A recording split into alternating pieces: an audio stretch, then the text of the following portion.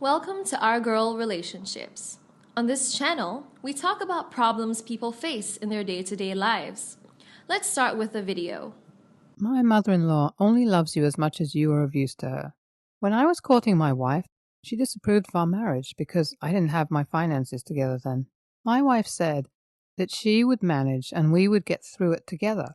Both of us worked. I had just started my business and my wife had a 9-to-5. We decided that there would never be perfect conditions for us to get married and we couldn't wait any longer. Though we weren't making a lot of money, we knew that we could make it together. My mother-in-law never ceased to let me know that her daughter was way out of my league. I loved her daughter and I never minced words about my intentions with her. I was going to marry her and we would build a relationship together. As I said, I had just started my business and it had not picked up yet. My wife was the one that supported me and even nudged me to start. She had a high-paying job, so she was more financially stable than I was.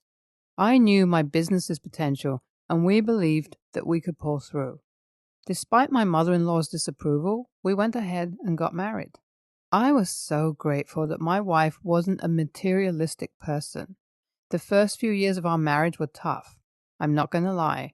I contributed very little to our income and I was afraid that it would significantly impact our relationship. But it didn't. I love my wife so much, and whenever I think of the sacrifices she made for me and how she supported me even when it wasn't comfortable, I'm in awe. We both really wanted kids, but decided that until we got it together, we were not going to bring any kids into the world for the first few years. In our second year of marriage, my business had a big break and we started to do really well and have been scaling ever since. Now my wife doesn't even have to work if she doesn't want to. I had tried to persuade her to stop working, but she wouldn't stop because she said that she would feel miserable not having to work and be productive. Since my finances started booming, my mother-in-law became happier with me and was always happy when we gave her gifts. She would usually mention how my wife was my lucky charm and I needed to be grateful that she let me marry her. So annoying. As far as I know, my mother-in-law and her husband are separated, but I didn't know the details then. I knew that he was not in the picture and no one really talked about it. My mother-in-law got engaged and her wedding was in a few months. She told me to pay for it and that it was the least I could do for her because she let me marry her daughter. Again, with that statement, she was ordering me to spend my money on her. It was my money, and she had no right to. All she could do was ask me politely, and if it was something I could do, I would definitely do it for my wife's sake. I didn't like my mother-in-law, and she didn't like me either. She only liked my money, so why would she think I'd be willing to sponsor her wedding? She was insulting about it, and I thought that she would leave me alone if there was no marriage. One evening, the guys in the family went out. Somehow, my mother-in-law's wedding came up, and my brother-in-law told me about his dad. He left because his mom was horrible to him and cheated on him. That didn't sound right. He said that he just wasn't home anymore. One day, he picked his things and left. He was a teenager, so he understood what was happening, and he blamed his mom for everything. He also said that he was the only one who knew this. His sister was still really young, so she didn't have the details of what had happened. She only knows what her mother told her, which was a lie. My brother-in-law recently contacted his dad, though. He didn't tell anyone else. He wasn't in support of his mom's new marriage. He told his dad, and he was surprised because they never got a divorce. They simply separated and kept it like that. They were not married to each other, but since they were not divorced either, they couldn't marry anyone else. My mother-in-law was still as annoying as ever, so I told her fiancé, and he called off the wedding. Mother-in-law had lied about the real reason that she separated from her husband, and she also omitted the fact that she didn't get a divorce. My wife didn't know this either, but she hates me now for what I did. She said I had no right to interfere in her mother's marriage.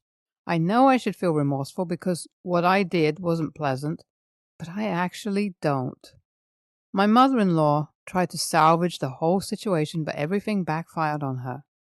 The fact that she had lied about why her husband left and wasn't open about the fact that they were only separated but not divorced.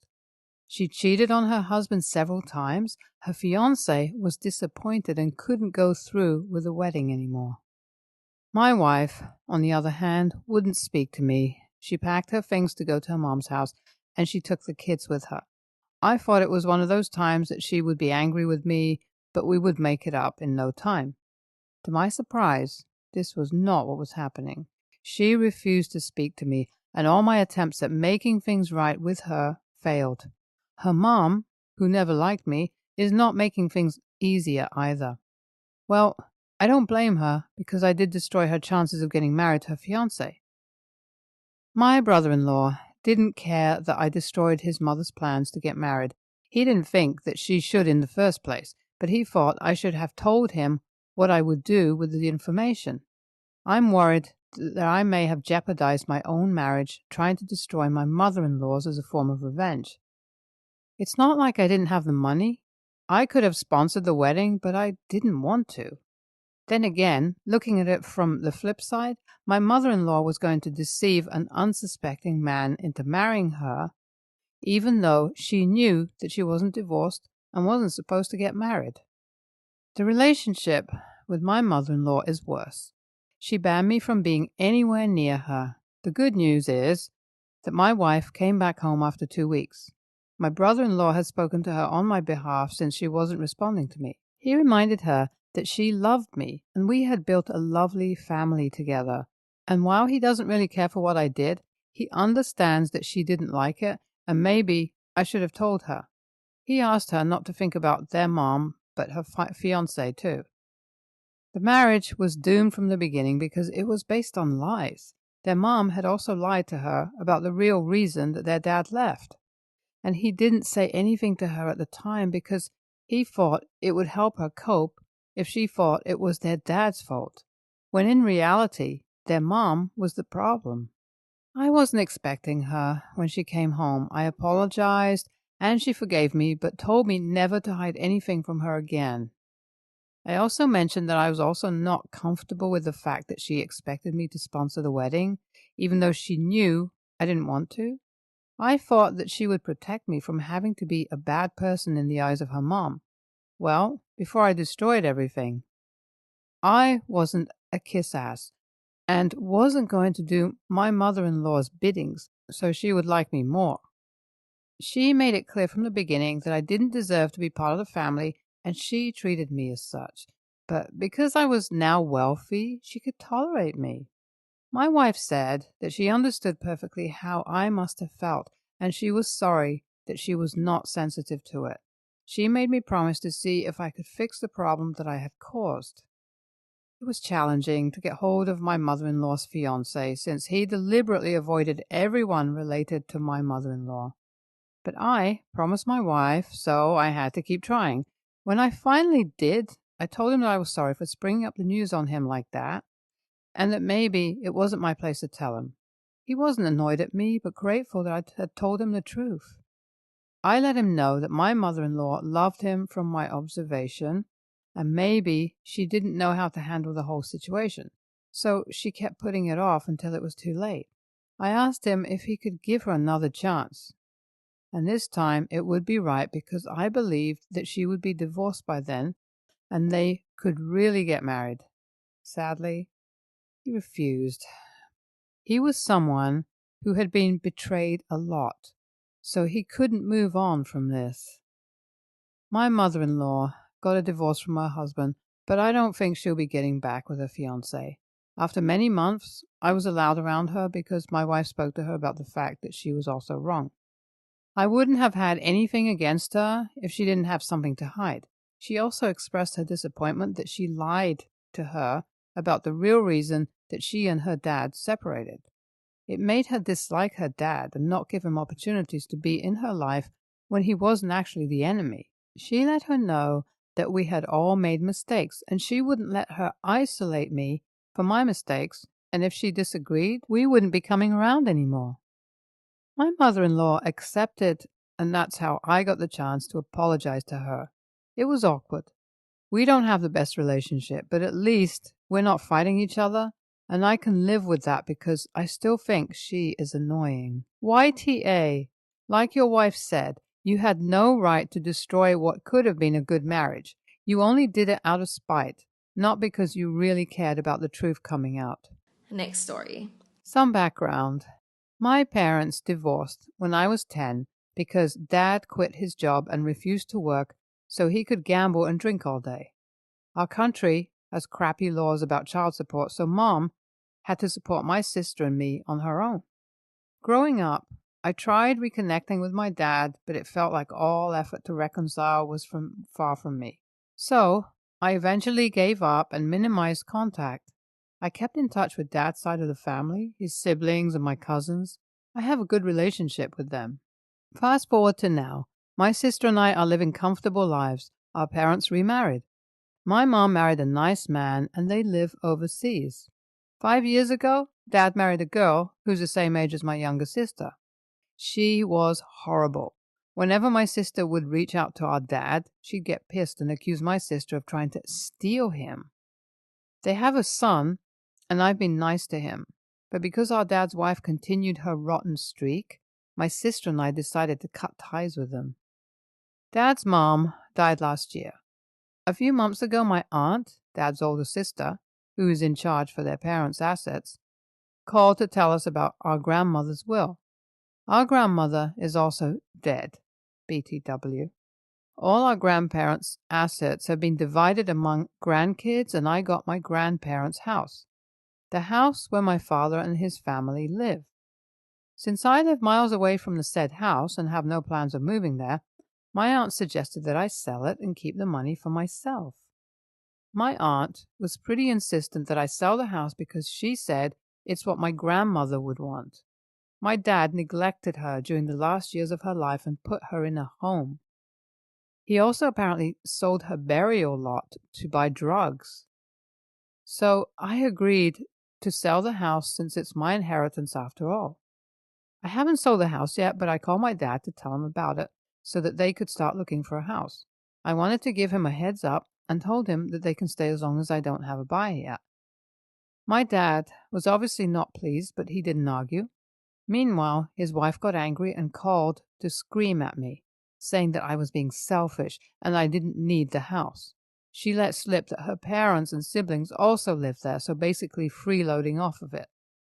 She tried to make me feel guilty because now they have to rent. I ignored her. Then she went on harassing me via text and called me names.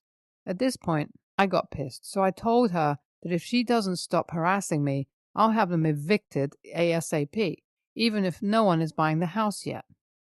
My dad found this out, and he told me I was an AH to his wife.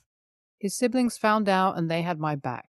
They said that his wife was never nice to them, and apparently she's the one who persuaded my dad to remove my grandmother from her own house and put her in an elderly home so her own family can move in. AITA? NTA. You haven't done anything wrong, and it was nice of you to let your dad know in person. I would agree, evict them immediately, and I would suggest having it professionally repaired and cleaned before selling. I would imagine it might be in a bad state. Next story. I, 37, female, divorced my ex-husband, 38, 9 years ago. We got married when we were both 19 after dating for 3 or so years. We ended up divorcing because in my mid-20s, I started putting on a lot of weight. I was really stressed from work and had poor mental health. I had a bad relationship with food, basically my entire life, and developed terrible BED. When I married my husband, I weighed about 120 pounds, but right before we divorced, I weighed 240. My husband sat me down after the first 40 or so and told me that he was concerned about my health and said that if I kept gaining weight, he wouldn't be attracted to me anymore. Hearing this devastated me, but I decided to really try to lose weight. It didn't work though. If anything, trying to diet just made it worse, as I started feeling guilty eating at all, which led to more binging. We talked and decided divorce would be best. I don't have any regrets, nor do I hate him. I get where he was coming from. We didn't have kids, so the divorce was easy, and I haven't spoken to him in years. Now, I weigh 220, am married, and have 2 kids. Recently, I was at the mall, and I ran into my ex-sister-in-law. It was the first time I've seen her in many years. We always got along fairly well, so it was nice to see her. We chatted for a few minutes. At some point, she said something along the lines of, "I was always surprised that it ended between the two of you the way it did." I asked what she meant, and she said that my ex had told his side of the family that I had an affair, which obviously wasn't true. Admittedly, I was very upset. I didn't understand why he felt the need to portray me as a cheater instead of telling the truth, which isn't even that bad.